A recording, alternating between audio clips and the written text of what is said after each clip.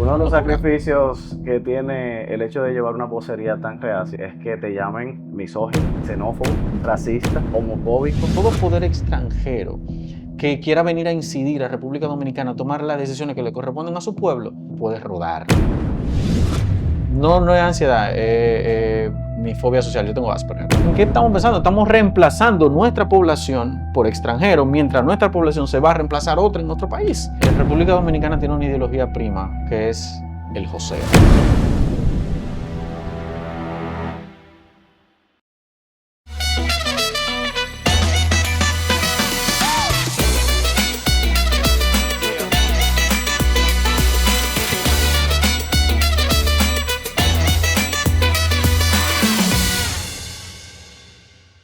Oriundo de Puerto Plata y destacado comunicador en la práctica, comentarista y analista de la política dominicana, sus actores y los efectos en nuestra sociedad.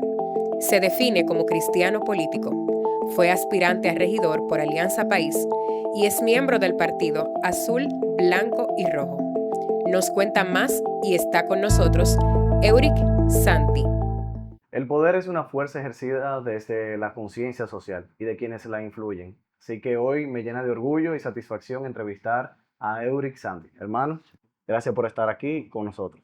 No, gracias a ti por la invitación y más que un gusto compartir contigo y con tu audiencia. Lo interesante de todo esto es que el programa se llama Diálogos de Poder y mucho de lo que hemos explicado a la propuesta es que el poder tiene varias esferas. Una de ellas es la capacidad de influenciar sobre las personas dentro de las redes sociales y la comunicación. Pero, ¿de dónde nace Eurisanti? Por ejemplo, la marca, lo que uno ve en las redes, en Twitter. Euric Santi es un tipo que le nace un hijo a los 29 años, 28, 29 años, en 2017 para ser más específico, 29. Y cuando le nace ese hijo, él cuestiona la realidad, o sea, se empieza a preguntar, oh, pero este niño, este bebé, esta criatura que está bajo mi cuidado, va a vivir las mismas cosas que yo viví cuando joven. No va a tener educación de calidad, va a estar propenso a que lo atraquen, no hay seguridad de nada, no hay buena economía para nada, y entonces como que me aterriza y dice, oh, ¿qué está pasando en República Dominicana? Porque yo como que no estaba tan, pero tú sabes que uno vive en su esfera, uno vive Claro. En la en su burbuja mundo, de privilegio, dice uno. eso le dicen. Y como que uno se desconecta, y yo estaba totalmente desconectado desde 2009-10 de todo lo que pasaba aquí en cuanto a política y todos esos asuntos. Entonces empiezo a ver y me decido tomarme unos meses y empiezo como a volver a ciertos lugares, a ciertos sectores de Puerto Plata. Y cuando me choco con que la realidad es igual o peor de cuando yo era muchísimo más joven, entonces digo, oh, pero tengo que hacer algo porque mi hijo depende de eso, o sea, el futuro de mi hijo depende de eso. Y empiezo a utilizar las herramientas que yo tenía en la mano. Yo siempre he sido una persona muy diligente. Y digo, bueno, yo ni soy comunicador, ni soy periodista, ni soy político, ni nada de esto, porque siempre estaba esta concepción de el político es un político como si fuera de carrera, Sí. como que la política para el político. Ujú.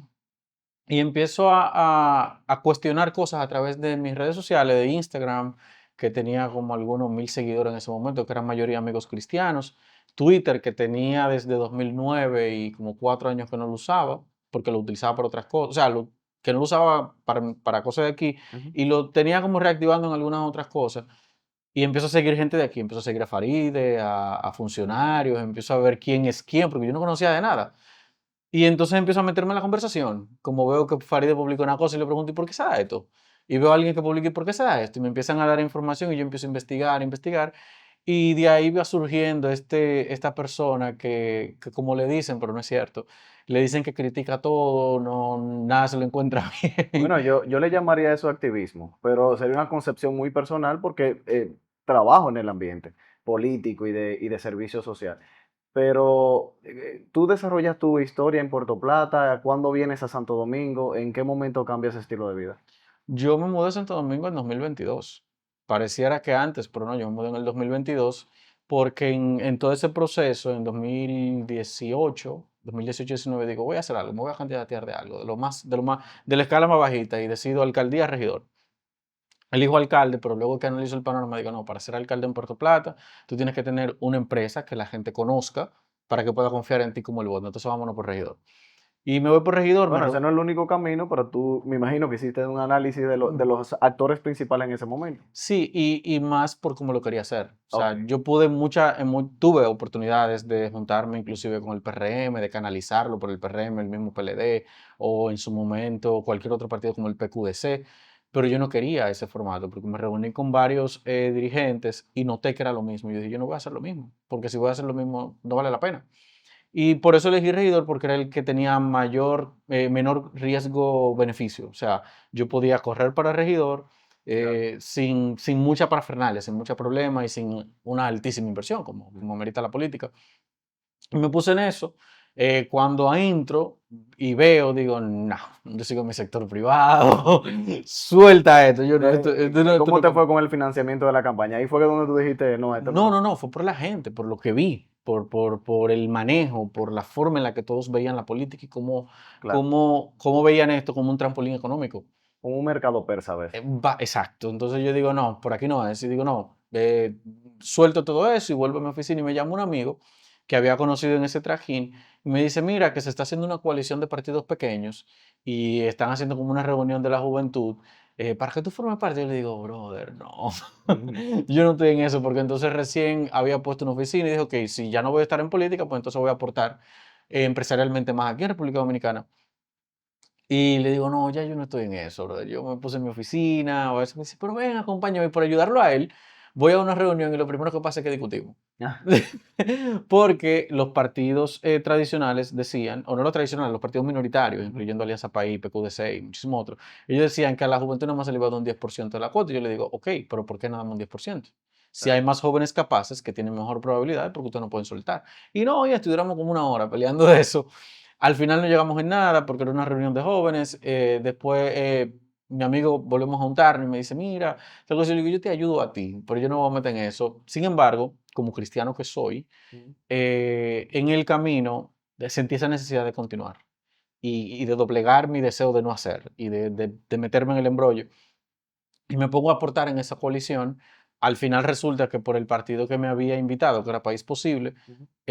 no lo aprueban y la persona que estaba representando a País Posible decide quedarse con Alianza País y soy candidato a regidor por Alianza País en el 2019-20 en las elecciones municipales. Y ese proceso, con un presupuesto de menos de 100,000 pesos, generó un impacto. Puf, o sea, los candidatos inclusive de las otras demarcaciones, de los otros partidos más bien, copiaban las cosas que yo estaba haciendo, porque fui el único candidato que empezó con propuestas. Yo dije, Claro. yo no voy a hablar ni voy a hacer cosas que yo no pueda sustentar. Y agarré y hice 5 propuestas que eran legislativas y empecé a explicar que era un regidor que la gente no sabía. Y todo Claro. eso tuvo un impacto dentro de Puerto Plata que fue bien, bien interesante en ese momento. Pero ¿en qué momento tú haces el crossover del activismo político en partidos minoritarios a luego entonces decir, como he visto en ocasiones a través de las redes, que tú perteneces al partido azul, blanco y rojo, que es definitivamente en alusión al partido o sea, al partido de la República Dominicana, a los intereses del país? ¿Cómo tú dejas el escenario de los partidos minoritarios, la experiencia de candidato a regidor y pasas entonces a meramente activismo digital? Eso ¿Qué fue es siempre. así? Sí, eso fue siempre así. Yo recuerdo, nosotros nos juntábamos, unos jóvenes, a compartir de política y a comer allá en Puerto Plata. Y me preguntaban, ¿y de qué partido tú eres? Yo siempre del Partido Azul, Rojo y Blanco. Mi partido es República Dominicana. Siempre será República Dominicana. Porque al final, si yo hago política, no es para una organización, es para la República Dominicana. Y aunque el partido es el canal el legal que existe para tú hacer política, eso no quita que mis intereses sean que República Dominicana sea diferente. La transición entre este activismo fue después del proceso. Posterior al proceso, vi muchas cosas dentro del partido por el que corrí, hay muchísima gente valiosa ahí, pero noté características con las que no estaba de acuerdo y dije, no, tan pronto concluyó el proceso presidencial, porque iba a ser responsable con eso, no iba a decir, no, ya después que yo fui regidor suelto, no, apoyé en el proceso presidencial y después di 2 pasos hacia atrás. Y ¿A quién suerte ahí que entró apoyaste en la ese pandemia. momento? ¿Qué? ¿A quién apoyaste en ese momento? Al Partido Azul, Rojo y Blanco. Pero ¿a qué candidato presidencial? No, no, ayudé al partido en la logística, pero no me apoyé de que como que voy esto con lo otro. Sí, obviamente, Guillermo Moreno, el candidato, se mostró esa candidatura, pero no fue como que yo me adherí, como de que voy a 100% a ¿No fuiste trabajar. 100% activo en esa? No, solamente apoyé en la logística y en la estructura, porque al final, posterior a la cancelación de las elecciones, se sabía que quien ganaba era Luis Abinader. Y la misma población lo sabía. De hecho, Bueno, cuando se las canceló. encuestas decían también cómo iba a ser el escenario. Exacto, y con las protestas, que fue también una de las cosas Claro. que yo estuve muy al frente en Puerto Plata, se sabía que era Luis Abinader. Entonces, la misma gente inclusive me llamaba y me decía, mira, yo quiero votar por ti, pero como esto está cerrado, tengo que votar por quien tiene posibilidad de sacar el partido de gobierno actual. Dicen algunos sociólogos que el elector tiende a irse siempre por el que cree que tiene posibilidades. Me Sí, imagino que también eso es parte de la idiosincrasia del elector dominicano. Mira, ha sido muy consecuente la idea en los programas anteriores de que en República Dominicana hace falta un balance ideológico entre los partidos, de que todos tienen los principios muy similares y que a la hora de ejercer el poder, entonces la mayoría son de izquierda en el escrito, pero ejercen como de derecha. Tú militaste en un partido prácticamente de izquierda, pero hasta donde yo sé, soy de tú eres derecha. de derecha. Mira qué pasa con la ideología. República Dominicana tiene una ideología prima que es el joseo y el dinero. Y todos los partidos, por más criterio filosófico que puedan Ujú. tener en su concepción o en su discurso, aterrizan en que van a coger dinero para la campaña y van a ir de acuerdo a los poderes fácticos y económicos. Claro. Y eso ha pasado desde la muerte de Balaguer. El único que le hizo Bueno, como. la República Dominicana tiene una democracia relativamente joven, o sea que no es mucho de lo que podamos tomar en la historia. Bueno, sí, pero cuando pensamos, por ejemplo, el Pacto por la Democracia se firmó hace 30 años. Sí, O sea, que aunque es joven, son 3 décadas, es una vida. bueno, en referencia a los países de Latinoamérica, por ejemplo, es muy joven. Bueno, sí, en referencia a los países de Latinoamérica, sí, pero a lo que me refiero es que los partidos tienen como ese criterio de ir a donde esté el dinero. Y eso lo podemos notar con el transfugismo, no transfugismo, con el cambiar de partido por intereses, porque el transfugismo es otra cosa. Porque, por ejemplo, si vemos ahora mismo, todos los partidos minoritarios que apoyan a Luis Abinader son los mismos partidos minoritarios que estaban con Danilo en el 2012, 2020. Pero si miramos un poquito más para atrás, esos mismos partidos minoritarios apoyaron a Lionel en el 2004, 2012 Y muchos de ellos a Balaguer también. y mucho de ello a Balaguer. Entonces, al final, lo que nosotros vemos es un péndulo que se mueve con el poder en base a sus intereses económicos. Y, y decir, la pregunta que me hiciste, decir como que en qué encajamos, o sea, como ideológico para nosotros poder democratizar el poder. Yo pienso que nosotros más tenemos que preocuparnos por educar a la gente. Te voy a poner un ejemplo. Yo entrevisté a una diputada, una amiga, la diputada Juliana O'Neill, y ella, Juliana es conocida en el país entero. Claro. Y ella nos contó una anécdota que cuando ella estaba candidateándose, personas de Santiago la llamaron y mira, te engañaron. Te engañaron porque tú no estabas en la boleta. Porque ella iba de diputada en Santo Domingo Oeste y había gente en Santiago y en otra parte del país que pensaba que ella iba a estar en la boleta porque mucha gente no entiende la dinámica de cómo funciona el gobierno. Entonces, como que para nosotros poder lograr fortalecer nuestra democracia, más que una ideología o filosofía de 1800, 1700, 1600, tal vez pensemos en que la gente conozca la estructura. Vemos al presidente ahora que está hablando de una reforma constitucional y la mayoría de gente no entiende qué es lo que se va a promover, solamente que hay que dejar que Luis Abinader haga lo que él va a hacer. Entonces, pero cuando tú hablas con juristas dicen, oye, pero ¿por qué? ¿Por qué esto? ¿Por qué aquello? Pienso que al final lo que nosotros estamos más necesitados, más que una ideología partidaria, es un concepto criterio ciudadano, que la gente entienda qué es el Estado, cómo funciona el Estado y para qué es el Estado. José Horacio Rodríguez, exdiputado de la República por el Distrito Nacional, decía que la reforma constitucional es prácticamente una venda que le tiene el gobierno al pueblo para introducir la reforma fiscal de manera sencilla. Entonces, en una especie de contrapeso que utiliza el marketing para poder hacer como las jugadas políticas necesarias. ¿Qué opinión te merece esa aseveración? Mira, de acuerdo en un punto con José Horacio, o sea, en ese punto estoy de acuerdo.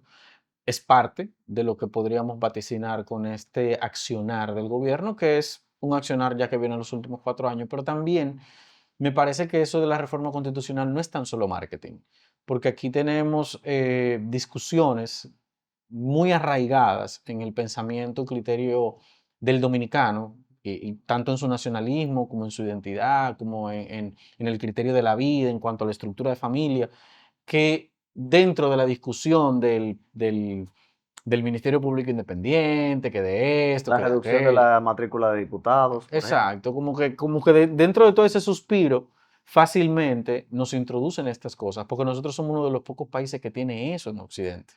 Cuando nosotros vemos el panorama de Occidente, o sea, Occidente, dígase Europa, la parte de Europa y Latinoamérica, nosotros somos uno de los pocos países que tiene definiciones constitucionales de esa forma. Y nosotros somos un país de mucho interés para Estados Unidos, Claro. tanto por nuestra posición geográfica como por nuestros recursos naturales. Como de seguridad también hemisférica. Exacto, como de seguridad hemisférica. Entonces, a Estados Unidos le interesa tenernos que vayamos a la par de ellos. Y parte de eso se ve en cómo inciden en los gobiernos. Cómo Pero, ¿tú te inciden. sientes cómodo con la idea de que Estados Unidos incide en la política No, nacional? no. De hecho a mí se me dice, mira, porque tú eres un racista, porque estás jodiendo con el tema haitiano. No, yo con todo extranjero, a mí no me venga con que blanco, prieto, a mí no me importa. Todo poder extranjero que quiera venir a incidir a República Dominicana, a tomar las decisiones que le corresponden a su pueblo, en buen dominicano, puede rodar. Mm. Estados Unidos está bien, muchísimas gracias, ustedes son muy buenos, pero con su bondad nos han introducido cosas que no son de provecho para nosotros. La USAID, que viene de que ayudarnos, la USAID le ha hecho casas, y eso no me lo tienen que contar porque yo lo he visto, le ha hecho casas a bateyes haitianos en Montellano. La USAID ha hecho casas junto con la OIM, con la Organización Internacional de la Migración, ha hecho cosas también en la zona fronteriza. La USAID le interesa sus intereses, a la USAID no le interesa a República Dominicana. Y le interesa educar al dominicano para que sea más afín con la cultura americana. Y ese no es el interés del dominicano. No debería ser el interés del dominicano. Entonces, mi problema es con toda potencia extranjera que venga a incidir. Uno de los temas principales de tu discurso en el activismo político en redes sociales es migración. ¿Te has encontrado alguna afrenta, alguna intención negativa con respecto a tus posiciones que son en ocasiones bastante reacias? Sí, por ejemplo, hubo una persona que me dijo los otros días, una periodista, me dijo, qué vil y asqueante tu comentario sobre eso. Y yo nada más le dije, mire, yo te invito a que vayamos unos cuantos batalles y que tú me cuentes cómo es. Porque es muy fácil yo desde mi torre, desde aquí donde estamos, teorizar Ujú. sobre la realidad, pero vamos para el kilómetro 9, vamos para Montellano, vamos para La Romana, vamos para la zona fronteriza. ¿Tú estás de acuerdo con la idea de que hay una especie de migración, o vamos a decirlo de alguna manera por identificarlo, pero de colonización o un plan macabro de migrar la mayoría de los haitianos hacia el territorio dominicano de forma pasiva? Claro, y yo creo que el mejor espejo lo tenemos en Europa. Lo mismo que está pasando aquí, está pasando en Europa. Es el mismo modelo político que utilizan las fuerzas Claro. extranjeras En, con mil los no- refugiados en Europa. en 1960, un diputado europeo, que olvidé su nombre, advirtió a Europa, le dijo, si nosotros abrimos, porque ahí fue en 1960-65, fue que se abrió la frontera británica para recibir en características de refugiado y para flexibilizar lo que tenía que ver con ser nacional. Y ese diputado decía, si nosotros permitimos que cualquier persona que nazca aquí sea un nacional británico, poco a poco dejaremos de tener nacionales británicos. Y el tiempo le dio la razón. Hoy, ahora mismo, en varias ciudades de Londres, perdón, de Inglaterra, del Reino Unido, están persiguiendo británicos, o sea, ingleses, por post en Facebook. Y los musulmanes están desbaratando calles, apuñalando niños y haciendo de todo, y a ellos lo que le dan una palmadita en la mano. Entonces, Sí. esa misma realidad y ese mismo proceso político-social que se dio allá en los años 60-90 se está dando aquí. Nosotros estamos teniendo un 38% de partos de nacionales haitianas en nuestros hospitales públicos. Si nosotros fuimos, o sea, el periódico que dirijo, fuimos a, a Herrera, Santo Domingo Este, Santo Domingo Norte y sondeamos algunas escuelas. La media de estudiantes extranjeros, principalmente haitianos, aunque hay venezolanos y de otras nacionalidades, es un 30% que los reciben en primaria. Entonces, de verdad, o sea, de verdad. Y entonces viene lo más interesante. Mientras vienen estos nacionales haitianos que entran y reciben nuestros servicios, tú tienes dominicanos que se están yendo. En esta misma semana pasada, cuando grabamos este episodio, eh, Se celebró la parada de New York en Manhattan. ¿Cuántos dominicanos hay en Estados Unidos? 2.5 millones. Eso es casi el Gran Santo Domingo. Sí. Eso es casi el Gran Santo Domingo. O sea, cuando nosotros vemos la perspectiva del problema migratorio, viejo, es como para que nosotros nos hagamos así, nos demos en la cara y nos demos un par de galletas y digamos, viejo, de verdad, ¿en ¿En qué qué estamos estamos pensando? pensando? ¿Qué país estamos pensando? ¿En qué estamos pensando? Estamos reemplazando nuestra población por extranjeros, mientras nuestra población se va a reemplazar otra en otro país. Es Uno de una los locura. sacrificios que tiene el hecho de llevar una vocería tan reacia es que te llamen misógino, que te llamen xenófobo, racista, homofóbico y todo eso. Yo quiero que tú me expliques después de la pausa cómo tú lo procesas y cómo tú lo llevas con la familia.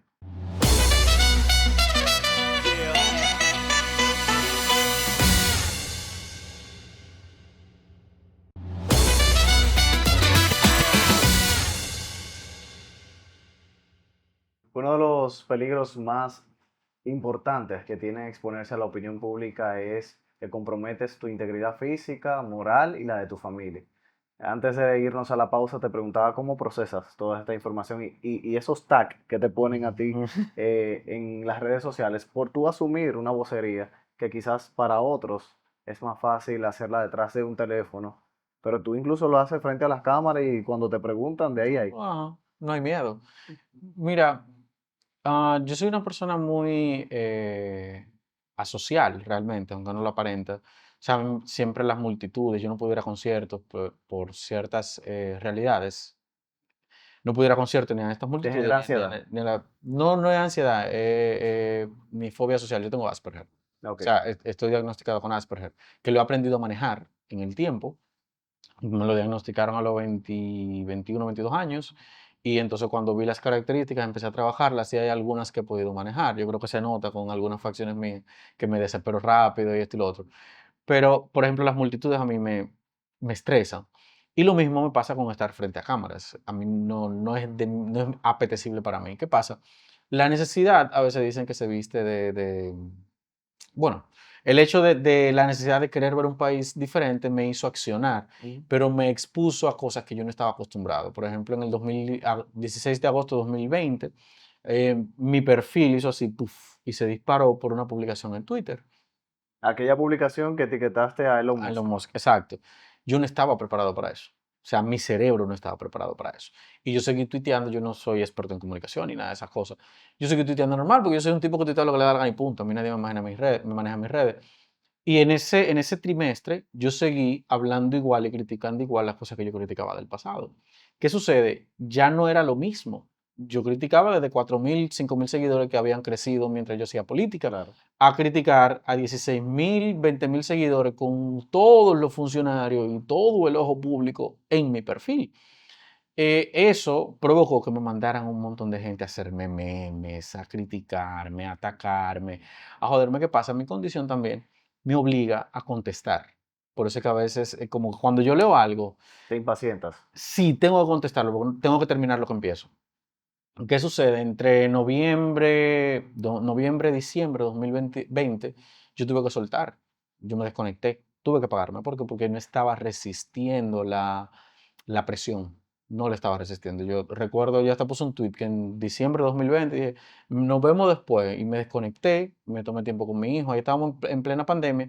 Y yo estaba criticando esto de las compras de vacunas porque había muchos vicios Contra- en los contratos, principalmente el de 100 millones de dólares de la Pfizer, que eventualmente el tiempo me dio la razón, porque esos 100 millones de dólares, después la misma BBC hizo un reportaje donde República Dominicana brincó y nadie aclaró eso, esos 100 millones de dólares se perdieron básicamente.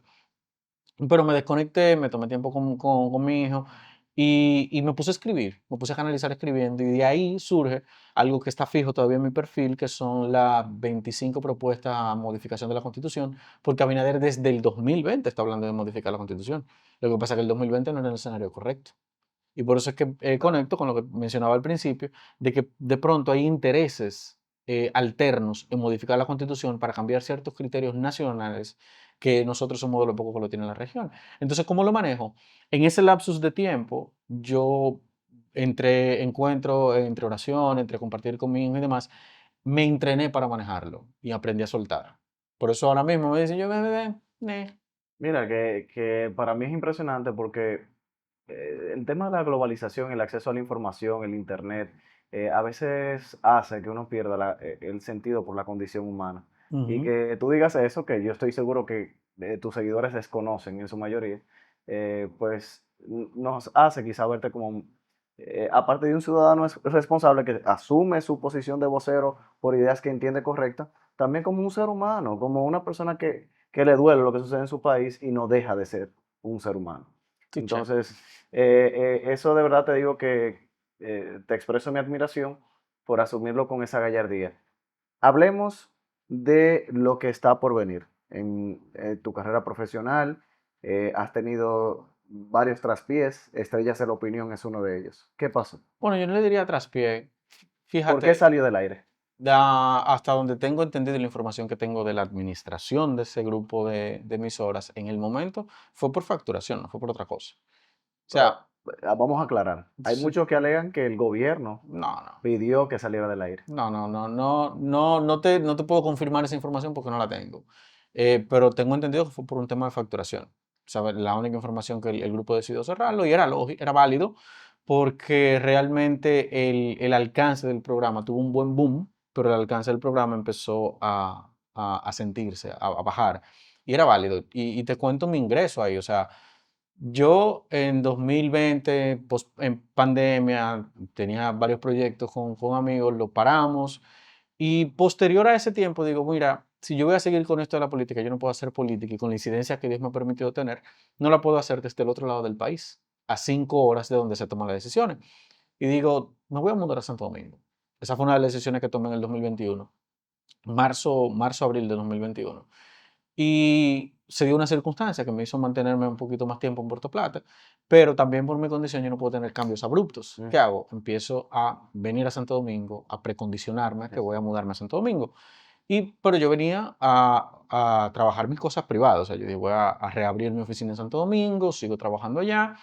Y entonces incido en la política, veo cómo funciona todo allá, porque realmente yo no tenía ningún contacto gubernamental ni cosas. Sí me conocía mucha gente, pero conocerme en las redes no es lo mismo que ser mi amigo. Y de eso yo estoy claro, gracias a Dios. no. Y nada, cuando yo decido hacer eso, un día a finales de 2021 pongo un tweet con el location y digo Santo Domingo, República Dominicana, Distrito Nacional, República Dominicana.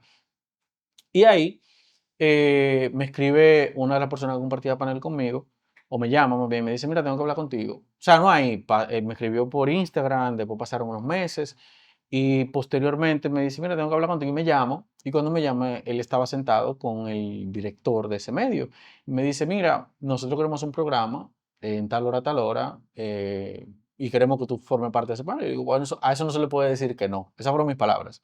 A eso no se le puede decir que no. ¿Por qué? Porque para mí, la comunicación, más que un fin, como mucha gente piensa, para mí es un medio. Al final del día, la comunicación es un medio de yo educar socialmente, de yo provocar que la gente forme parte de las cosas que son necesarias dentro de la República Dominicana. A mí no me interesa ni facturar, ni tal, y que como anda mucha Claro. gente detrás de posiciones. No, la comunicación no es lo mío. Al final yo soy un estratega, que eso al oficio que me dedico, y un político. Ya tengo que asumirlo que soy un político. Claro. Y un político. Entonces, Siempre hay una resistencia con los outsiders cuando entran a la política. No, yo no soy político, pero llega un punto donde ya determinas que sí. exacto, ya lo acepté. Entonces, me dicen eso, dicen, vamos a juntarnos. Yo venía por acá, nos juntamos, almorzamos y ahí me cuenta el director de ese medio, me dice, yo te estaba buscando por todos lados y no te lograba conseguir. Porque yo era tendencia en esa época específica, yo solía hacer tendencia todas las semanas, por las discusiones que se generaban y demás. Claro. La Le, transición de un nuevo gobierno y estábamos en pandemia, todo el mundo estaba atento a las redes sociales. Exacto, entonces él me dice, yo te estaba buscando por todos lados, no te daba, pero queremos hacer un programa. En esos meses, entre 2020 finales de 2021, principio de 2022, entonces se determina, ahí es que yo decido, no decido, me mudo, principio de 2022, específicamente a mediados de febrero, pero ya yo venía para la protesta contra la vacuna en el 6 de febrero del 2022, que mucha gente se olvida de eso, pero yo estuve ahí en esa protesta, porque yo no estaba de acuerdo en que a mí me obligaran a ponerme un fármaco experimental, sencillamente porque al gobierno le daba la gana, cuando la misma ficha técnica decía que eso era para gente con comorbilidad y para personas adultas. Yo soy un joven, entonces ¿por qué a mí me tienen que poner eso? Nada, al final pasó eso, El programa terminó de producirse, luego me ofrecieron trabajo en un medio de comunicación para un área muy específica. Y dije, bueno, probemos. O sea, ni siquiera discutí salario con eso, ni siquiera. Probemos, ya me metí. Y tuve una experiencia muy grata con los propietarios de ese medio, que son don Percio Maldonado y su hijo Percio Zulia, Claro. quien tiene todo mi respeto y cariño. Y nada, me metí ahí en Estrella de la Opinión y empezamos y uy, para mí fue algo básicamente nuevo. Yo no conocía lo que era estar en un panel de radio, yo aprendí mucho en el camino, realmente. Siempre sí mantuve mis posturas. Eventualmente el programa tomó un giro muy radical. Y ese giro ¿A qué se tan... debería eso? No, yo no te Tú puedo dar estabas ahí con Noelia con Noelia Jacín y con Jaime Rincón. y Y al que principio estaba Raúl Vaz también. Bueno, pienso que tal vez porque los tres pensamos de manera similar, no necesariamente igual. quería Entonces, llegar a ese punto, pero qué bueno que lo dices tú. sí, como los tres pensamos de manera similar y poco que mucho vamos a estar de acuerdo básicamente en todo. Entonces, al final, el enriquecimiento dentro del panel se daba poco, se amenizaba poco porque todos pensamos de manera similar. Entonces, como todos estábamos de acuerdo, pues todos manteníamos una postura muy firme hacia una dirección, con sus diferentes matices cada uno, porque no que somos los tres iguales. Y nada, eventualmente el programa bajó hasta el punto que el grupo decidió cerrarlo. Pero para mí no fue de que un fracaso, para mí fue más una experiencia, porque yo no tenía experiencia en esto de la Ni una comunicación. intención externa para cerrarlo. No, realmente no, no, Porque no. mira, tú hiciste opiniones muy fuertes en el gobierno de Danilo, porque ahí Mm. fue donde iniciaste tu activismo digital, pero también lo hiciste en el gobierno de Luis Abinader. Hablemos de libertad de prensa y de discurso. Había más en el PLD, Había más libertad de prensa en el PLD. 100%. ¿Alguna experiencia? Mira, por ejemplo, con el PLD, en su momento de esto del COVID y el plan de desescalada, yo no era una figura muy conocida, pero ya se conocía que yo jodía mucho en Twitter. Yo hago un hilo que lo pueden buscar con el hashtag plan de desescalada RD. Y yo hago un hilo explicando por qué era necesario hacer un plan de desescalada. Y eso se fue viral, pero de una forma impresionante. Y yo nunca recibí ningún tipo de represión, ataque, ni nadie me llamó, ni nadie me escribió un día diciendo, mira, pedazo de loco, a tal cosa, y esto y lo otro. Nadie utilizó un epíteto Ujú, contra mi persona diciendo, mira este maldito bruto que no sabe lo que está hablando. ujú. Y entre otras cosas que yo criticaba del Partido de la Liberación Dominicana y su gestión de gobierno.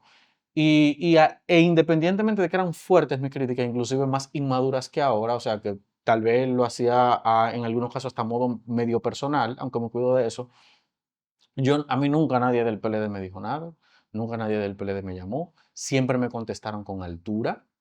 Al contrario, cuando yo preguntaba cosas que tal vez yo no tenía el conocimiento a fondo, me escribían algunos en DM, me decían, mira, tal cosa así, así, así, así, así, mira la información.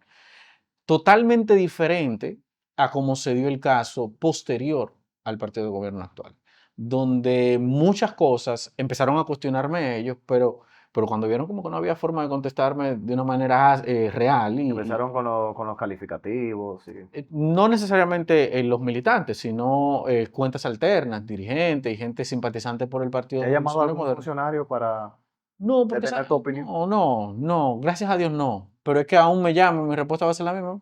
Eso es lo que yo pienso. Si a usted no le gusta, pues refútemelo o conversemos al tema, pero yo no le voy a coger presión a ningún Entonces, funcionario. para aclarar, lo que sientes es que ahora hay una condición más, una situación como más hostil hacia tus opiniones.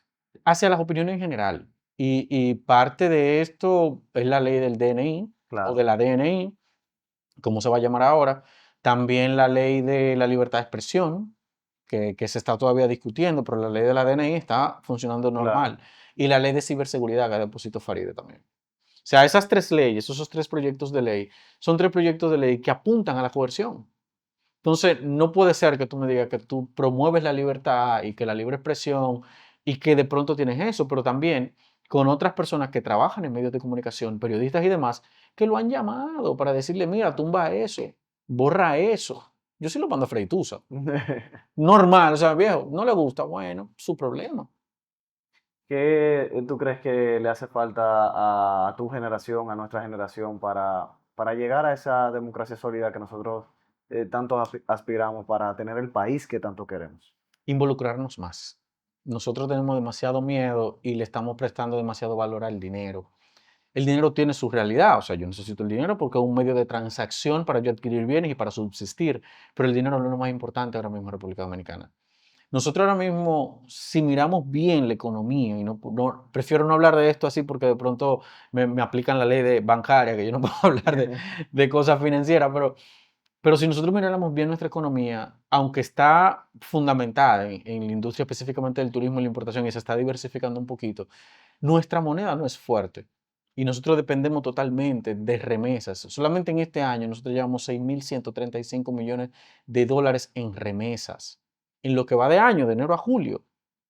Y el año anterior fueron 7.000 millones. El año tras anterior fueron 5.000 millones. Entonces, nosotros dependemos un 70% del turismo y el resto entre remesas y algunas cositas entre comercio. Entonces, nosotros no tenemos una economía fuerte, no tenemos una economía sólida. Y el darle tanto valor a algo tan efímero nos puede morder las nalgas. O sea, en el futuro, ¿por qué nosotros no queremos ir todito? Porque aquí no hay garantías de nada. Entonces, si no nos involucramos, eso de que va a venir un Leonel, va a venir un Abinader, va a aparecer otro Balaguer, no, el Trujillo eres tú, el Balaguer eres tú, el Leonel eres tú, no, el Trujillo no sea, pero... no, aunque tiene sus luces, pero sabemos la concepción que se da. Nosotros somos los que tenemos que resolver. Y creo que fue esa la involución que a mí me dio cuando nació mi hijo. El hecho de, yo soy un adulto ahora. Ya me toca velar por la generación que viene y esa continuidad nosotros no la tenemos y necesitamos recuperarla. Qué buen consejo. Vamos a pasar de la discusión y la exposición de posturas en temas políticos a algo más superfluo, más tranquilo. Top 3 tuiteros que son amigos tuyos, que te hacen la chercha, que ustedes se cuadran para decir, mira, este fuetazo va ahora. Yo no hago Ninguno. eso. ¿Tú no haces vida social con ninguno? No, de hacer, por ejemplo, Kaylin es amigo mío. O sea, a Kaylin yo le tengo un aprecio full. El partido terraplanista. Sí. Kaylin es mi amigo. Sí, pero no es algo de que yo le... O sea, yo a ninguna persona, yo no hago eso de que mandar como hacen algunos. De que, mira, tal Twitter. No. ¿Sabes por qué?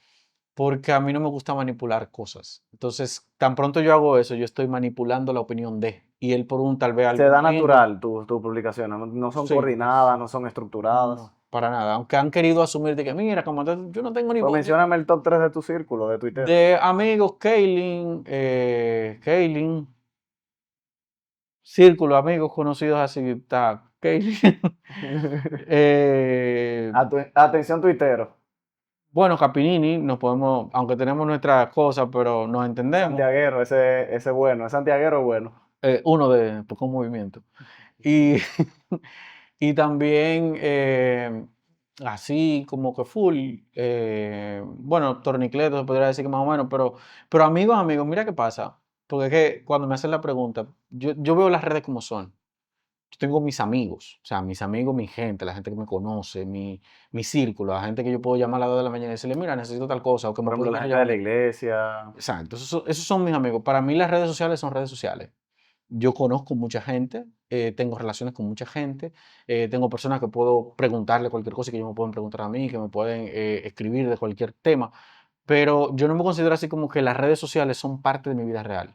Las redes sociales son redes sociales. No sé si me debo entender. Sí. Entonces, como que tuiteros así, ahí tú tienes un montón de gente, tú tienes a Juan Ariel, al mismo Dantes, tú tienes varias gente del PRM, que yo puedo decir, mira, son personas con las que yo puedo tener vínculos. Interactuar, pero no como de que como que pana, full, que diga que yo no. ¿Qué tuitero no te gustaría seguir, pero tienes que seguirlo por cortesía? Alguien que no lo sigo, el que no me interesa no lo sigo, punto. ¿A cuál no vas a seguir? No, o sea, yo sigo las cuentas que me interesan, con la gente con la que tengo vínculos, si no lo sigo, no lo sigo. A mí no me gusta la hipocresía. Yo eso dije, dije que hay que seguirlo porque si no lo quiero seguir, no lo sigo, si no le gusta ya. Señoras y señores, gracias por estar con nosotros en este episodio. Lo disfruté bastante, espero que ustedes también. Euric, gracias por estar con nosotros. No, gracias a ti por la entrevista.